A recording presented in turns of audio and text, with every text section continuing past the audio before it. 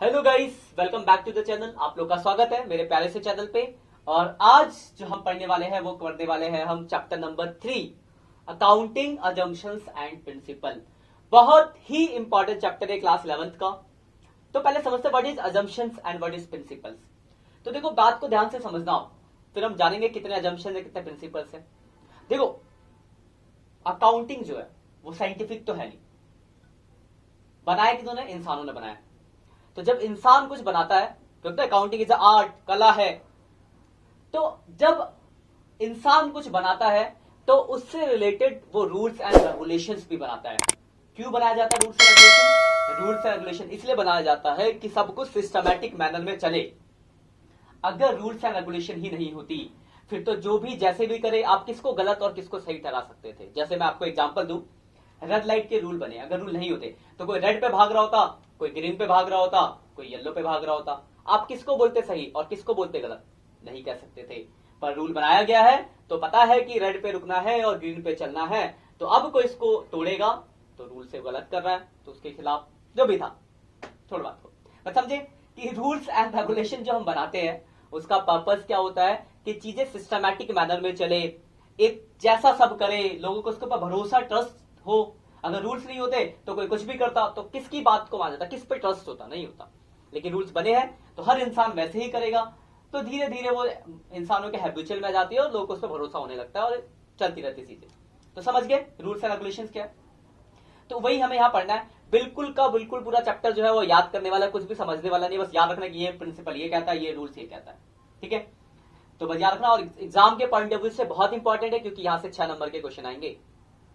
तो बात करते हैं assumptions and principle. First of all, assumptions. Assumptions का मतलब कि जो चीजें हम प्री एज्यूम करके चलेंगे, मतलब जो हमें मान के चलना है कि हम ऐसा मान के चलेंगे। अजम्पशंस होता है मैथ में करते थे हम 10th क्लास में, 9th क्लास में, जब हम वो क्या कहते हैं मैथ्स वाले क्वेश्चन करते थे, एज एज वाले। तो let the age of father is this and son is this, that is assumptions.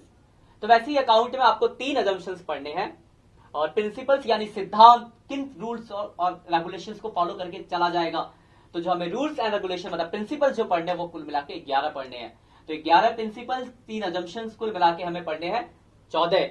और इन 14 में से कोई भी 2 या 3 आ सकता है आपको एक्सप्लेन करने को, डायरेक्ट सीधा सीधा 6 नंबर का है।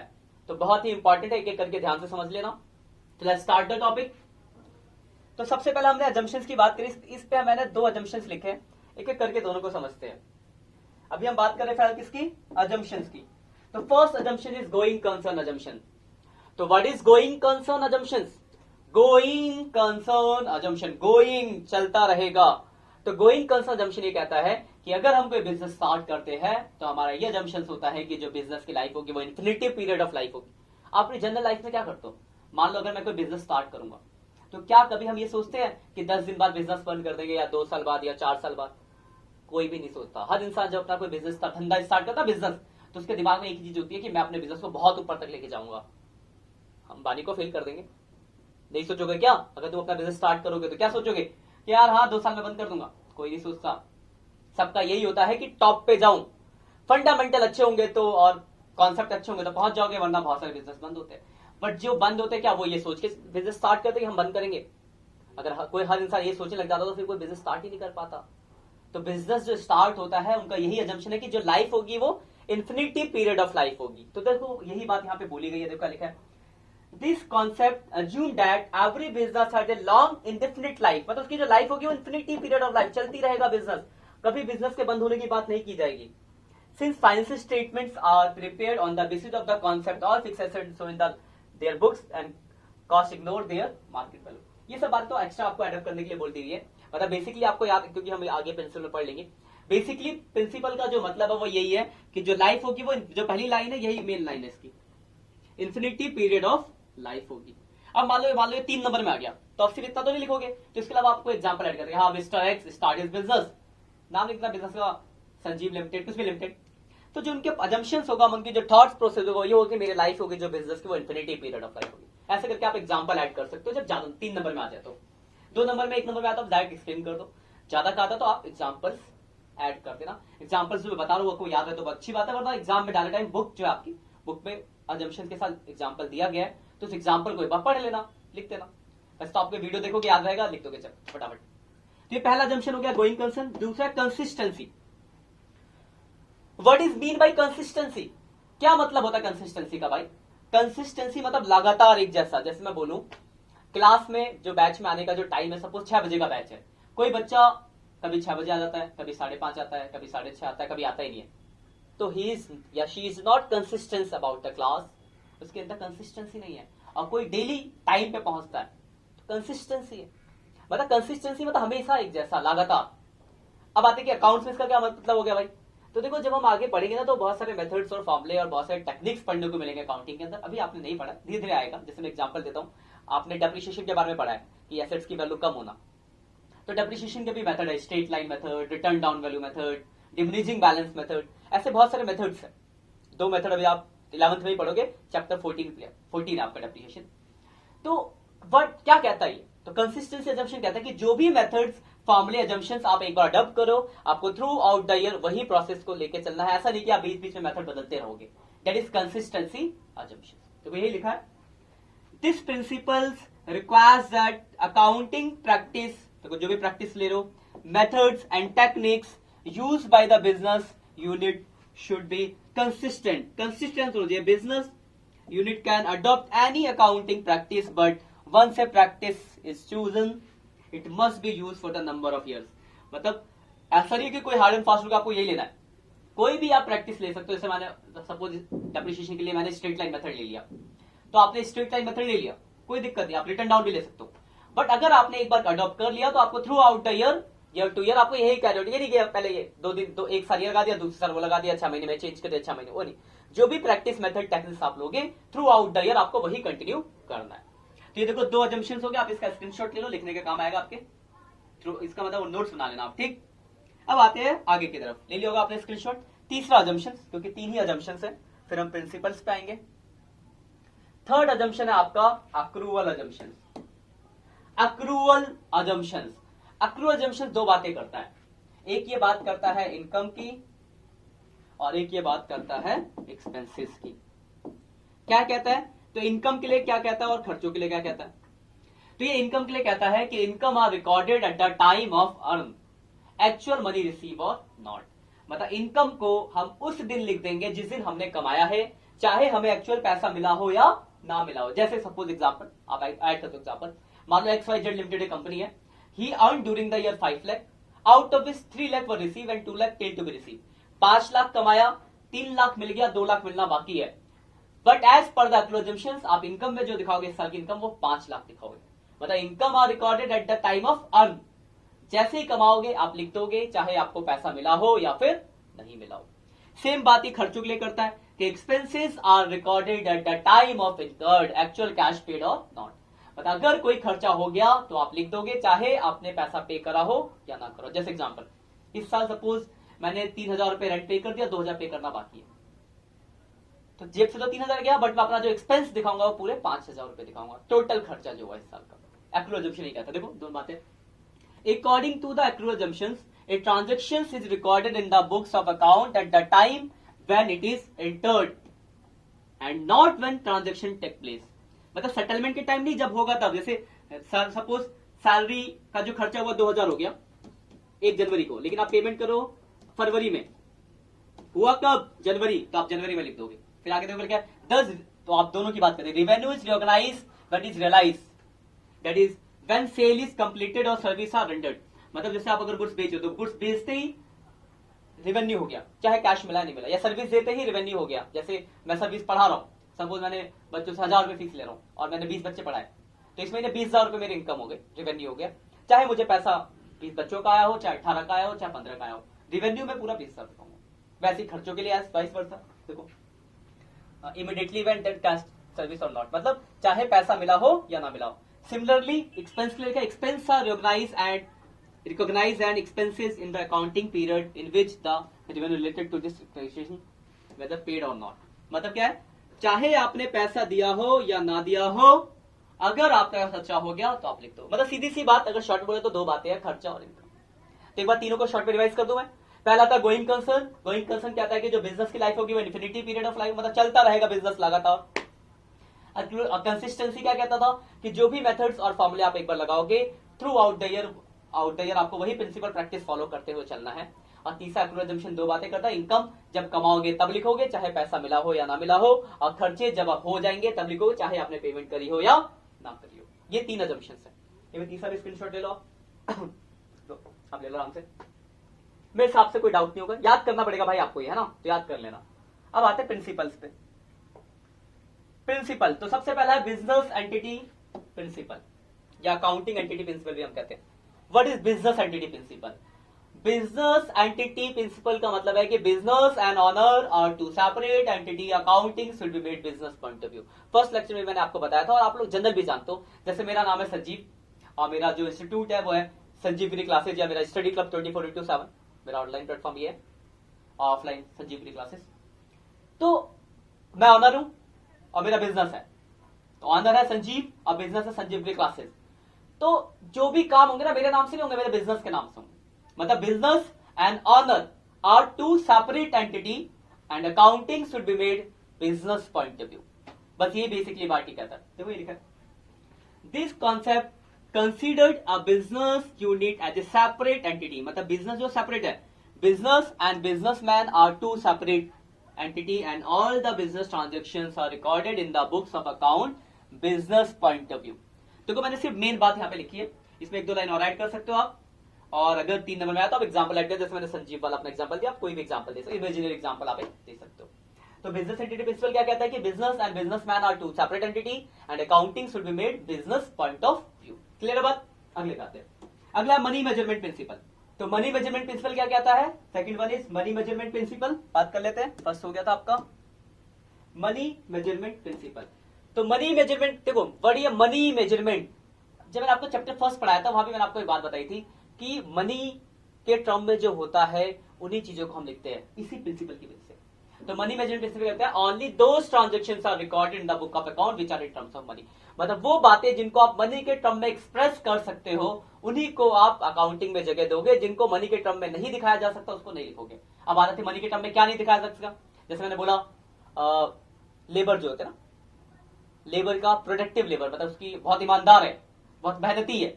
मेहनत कैसे बताओगे कि हाँ 100 रुपए का मेहनत 500, क्वालिटी है ना वो, तो क्वालिटी को आप मनी के टर्म में एक्सप्रेस नहीं कर सकते तो उसको नहीं लिखा जाता। तो देखो ये लाइन है, according to this concept only those transactions are recorded in the books of account which can be express in the monetary term. मतलब जो मनी के टर्म में होगा वही बातें लिखी जाएगी, जिनकी कोई मॉनेटरी वैल्यू नहीं है उसको नहीं लिखा जाएगा। स्क्रीनशॉट ले लो दोनों का। क्लियर है? आगे बढ़ते हैं, तीसरे पे आते हैं। तीसरा आपका अकाउंटिंग पीरियड प्रिंसिपल। देखो हमने पढ़ा एक चीज कि जो बिजनेस की जो लाइफ होती है इन्फिनिटी पीरियड में चलता रहेगा, बिजनेस चलता ही रहेगा, खत्म ही नहीं होगा कभी। लेकिन हमें एक टाइम इंटरवल के बाद ये तो देखना पड़ेगा ना कि हमारे बिजनेस से हमें कितना प्रॉफिट लॉस हो रहा है। तो जैसे तो क्वेश्चन में क्या होता है, हम हर 12 महीने के बाद अपने बिजनेस का नेट रिजल्ट देखते हैं कि हमें इस 12 महीने में प्रॉफिट हुआ या नहीं हुआ या लॉस हुआ तो कितना, मतलब नेट प्रोग्रेस देखना। जैसे आप लोग पढ़ने जाते हो स्कूल में, तो आप जब आप 3 या 4 साल को तो आपका एडमिशन हो जाता है, अब पढ़ते हो 16-17 साल तक स्कूल में पढ़ते हो, तब जाके बाहर निकलते हो। लेकिन हर एक साल के बाद आपका एग्जाम होता है 12 महीने में, जिसके बाद आपको पास करके अगली क्लास में भेजा जाता है या फेल करके उसमें रख दिया जाता है। तो ये क्यों होता है? तो आपका नेट प्रोग्रेस देखने के लिए कि आपने कुछ सीखा भी है, सीखा है तो आगे प्रमोट करेंगे वरना फेल कर देंगे। सेम बिजनेस में भी है, हर 12 महीने के बाद हमें देखना होता है कि हमें कितना प्रॉफिट लॉस है, क्या हमारा प्रोग्रेस है। तो उस 12 महीने के पीरियड को बोलते हैं अकाउंटिंग पीरियड। ये दो तरह का हो सकता है, जनवरी में स्टार्ट होगा, दिसंबर में खत्म होगा, दैट इज कैलेंडर ईयर। अप्रैल से स्टार्ट होगा, मार्च में खत्म होगा, फाइनेंशियल ईयर। इंडिया में जितने भी काम होते हैं वो फाइनेंशियल ईयर के थ्रू होते हैं। तो वही लिखा है देखो, according to this concept the long life of a business is divided into justifiable accounting period so as to help businessman to know the result of the period depend on the nature of the business. मतलब पता चलना चाहिए ना कि हाँ भाई क्या मेरा प्रोग्रेस है, ऐसा कि चलाते रहूंगा बिजनेस, कुछ प्रोग्रेस ही देखूंगा, तो देखना होता है उस progress, that is accounting period concept. Clear बात? अगला फुल डिस्क्लोजर। देखो आपको याद होगा जब हमने चैप्टर फर्स्ट पढ़ा था तो मैंने आपको एक बात बताई थी चैप्टर फर्स्ट पढ़ाते टाइम कि बहुत सारे यूजर्स ऑफ अकाउंटिंग इन्फॉर्मेशन, सबको कुछ ना कुछ अलग अलग इन्फॉर्मेशन चाहिए होती है। जैसे ऑनर को, मालिक को चाहिए कि बिजनेस का प्रॉफिट क्या है, पोजीशन क्या है, उसके बाद मैनेजमेंट को बहुत सारी इन्फॉर्मेशन चाहिए डिसीजन के लिए। तो ऐसे बहुत सारे यूजर्स है और सबकी अलग अलग नीड्स इन्फॉर्मेशन की। तो फुल डिस्क्लोजर प्रिंसिपल ये कहता है कि all the relevant information which is useful for users will be disclose in the book. मतलब वो सारी इंफॉर्मेशन जो कि इंपॉर्टेंट है यूजर्स के लिए सब डिस्क्लोज करो। पर बात आती है ये बनाने का क्या पर्पज है प्रिंसिपल। मान लो प्रिंसिपल नहीं बनाया होता, अभी बनाने से क्या मतलब है कि अब हमें वो सारी बातें दिखानी होगी जो यूजफुल है यूजर्स के लिए। एक रूल बन गया, अगर रूल नहीं होता तो हम सिर्फ अच्छी बातें दिखाते, बुरी बातें बताते ही नहीं। और फिर कोई पैसा, जैसे मैं इन्वेस्टर हूं, मैं कंपनी पैसा लगाने आया, कंपनी सिर्फ अच्छी अच्छी बातें बताई है, मैं पैसा लगा के फंस गया, बाद में मुझे पता चला है ये सब भी था। तो कंपनी क्या गई, कहां लिखा है कि सारी बातें बताने, जो मुझे पता थी मैंने बता दी है, मुझे पता ही नहीं थी। अब आप कुछ नहीं कर सकते। लेकिन इस प्रिंसिपल के आने की वजह से क्या हुआ, अगर कोई अपनी सारी इंफॉर्मेशन नहीं बता रहा है, बाद में आपको पता चलता है, आप उसको ऊपर फ्रॉड का केस डाल सकते हो, ठीक है ना। तो तो कहानी को छोड़ो, पॉइंट पे आते। फुल डिस्क्लोजर क्या कहता है कि जो भी रिलेवेंट इंफॉर्मेशन है which is useful for users should be disclose in the book of account. वो सारी इंफॉर्मेशन जो यूजर्स को चाहिए उन सबको आपको दिखाना है बस, ठीक है। ये आपका फुल क्या कहता है, फुल डिस्क्लोजर। स्क्रीनशॉट ले लो आप इसका भी, ठीक है। चलो आगे बढ़ते हैं। अगला आपका मेटिलिटी प्रिंसिपल। अब आते ये थोड़ा डिफरेंट है, थोड़ा ध्यान समझना। मेटिलिटी मतलब कहता है all the relevant material which can effect the profit and loss as well as financial position of business can't be ignored. मतलब वो मटेरियल जिसकी वजह से बिजनेस का प्रॉफिट लॉस कैलकुलेट होता है, उसमें इफेक्ट पड़ सकता है, पोजीशन पे फर्क पड़ सकता है, उन मटेरियल को आप इग्नोर नहीं कर सकते। इरिलेवेंट चीजों को आप इग्नोर कर सकते हैं। जैसे एग्जाम्पल, मान लो किसी का बिजनेस है 500 करोड़ का और 50 रुपए का पेन, इग्नोर करते चलता है। लेकिन किसी का बिजनेस है 5 लाख का, उसके लिए 50,000 की मशीन, रिलेवेंट है। मतलब वो चीज जो अकाउंटिंग को कैलकुलेशन में रिलेवेंट है उसको आप इग्नोर नहीं कर सकते, इरिलेवेंट चीजों को आप इग्नोर कर सकते हो। ये भी फुल डिस्क्लोजर जैसा ही कॉन्सेप्ट के ऊपर है कि आप ये रूल लगाने का पर्पज ये था कि कोई भी रिलेवेंट चीजों को छुपा ना सके।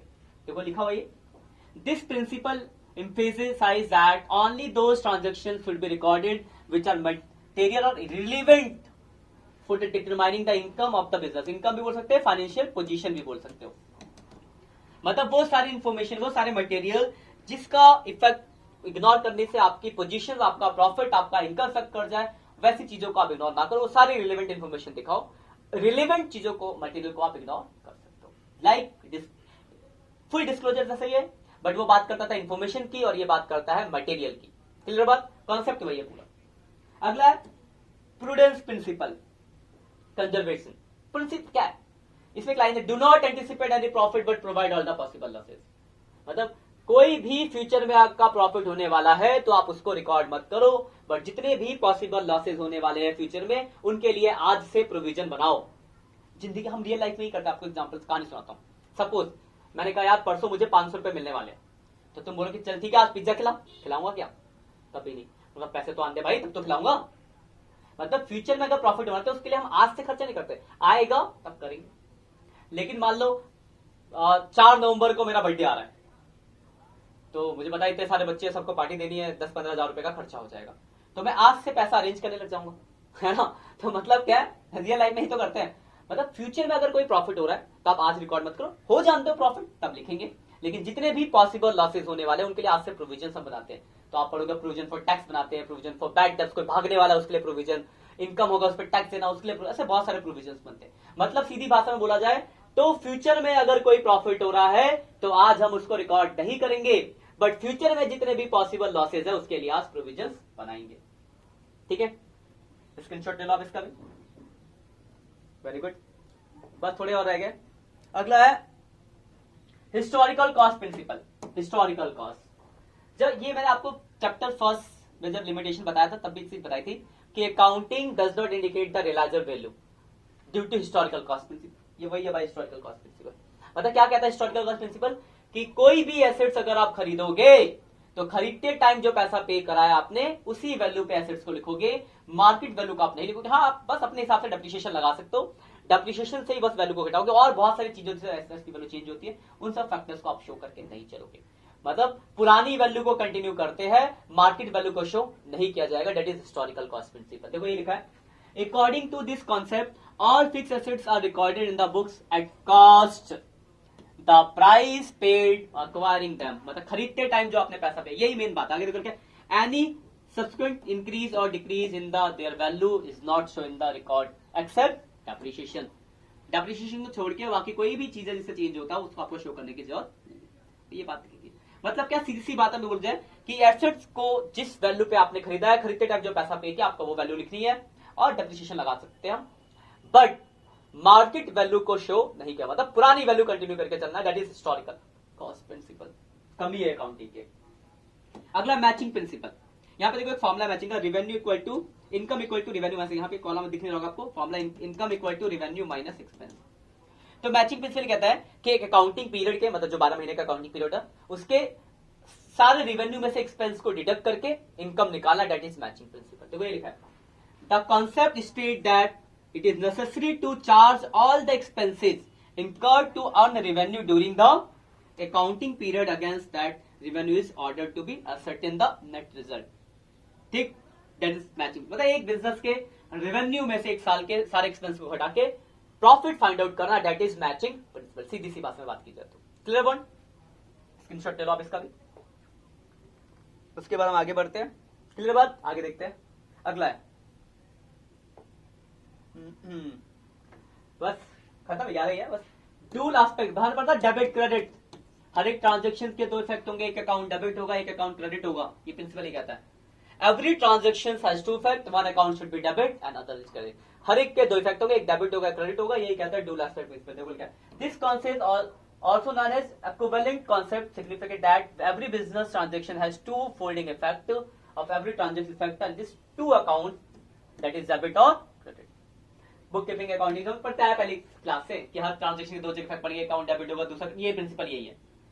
अगला है रिवेन्यू रिकॉग्नाइज। कब रिवेन्यू को रिकॉग्नाइज, देखो हमने पढ़ा था एक्रूअल अजम्पशन, उसमें इनकम रेवेन्यू और एक्सपेंस दोनों की बात करता था, उसमें से रेवेन्यू वाली बात लिख दो, ये हो गया बस। देखो ये लिखा, देखो according to this concept income is treated as being earned on the date on which it is realized, the date on which goods or services are rendered to the customer।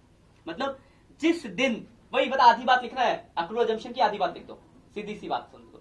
तो मतलब जिस दिन आपको पैसा मिल जाएगा उस दिन को नहीं याद रखना, जिस दिन आपने कमाया उस दिन को याद रखना। जैसे सपोज मैंने इस महीने 20,000 रुपए कमाए, तो मुझे सिर्फ 15,000 ही मिले हैं, तो कमा तो 20 लिया, तो पूरे 20 लिखूंगा। मतलब रेवेन्यू कब लिखेंगे, जिस दिन आपको इनकम हो गई है, चाहे पैसा मिला हो या ना मिला हो।